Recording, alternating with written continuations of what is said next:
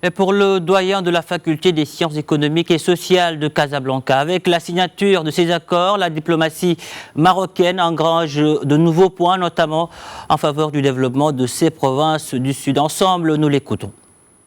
Il faut rappeler qu'avant même la mise en place du nouveau modèle de développement pour notre pays, qu'on attend imminemment, les régions du Sud ont déjà leur plan de développement qui a été initié par Sa Majesté depuis le mois de novembre 2015 avec des conventions qui ont porté sur une multitude de projets avec une enveloppe de 77 milliards de dirhams, qui est une enveloppe très très importante et qui consiste à développer le Sahara marocain d'une manière intégrée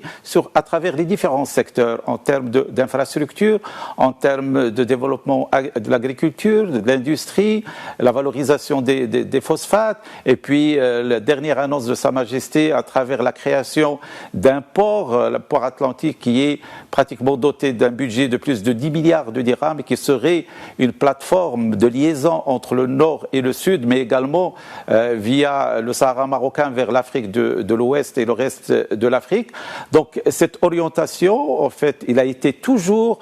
initié et priorisé par Sa Majesté depuis des années. Maintenant, nous vivons un tournant. Nous vivons un tournant qui est en fait manifesté à travers un certain nombre de réalités qui sont aujourd'hui très évidentes. Bon, tout d'abord, le Sahara marocain est en fait l'ouverture sur l'Afrique. Et nous savons, avec le retour du Maroc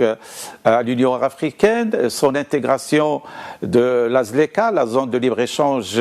africaine, économique africaine, qui en principe devrait être effective à partir du 1er janvier prochain, et puis la demande d'adhésion au CEDEAO, et puis les relations excellentes qu'a le Maroc avec les pays de l'Afrique d'une manière générale et avec l'Afrique de l'Ouest d'une manière particulière, on le sait, notamment par exemple avec le Sénégal, avec la Côte d'Ivoire, dans laquelle le Maroc est le premier investisseur. Donc tout cela,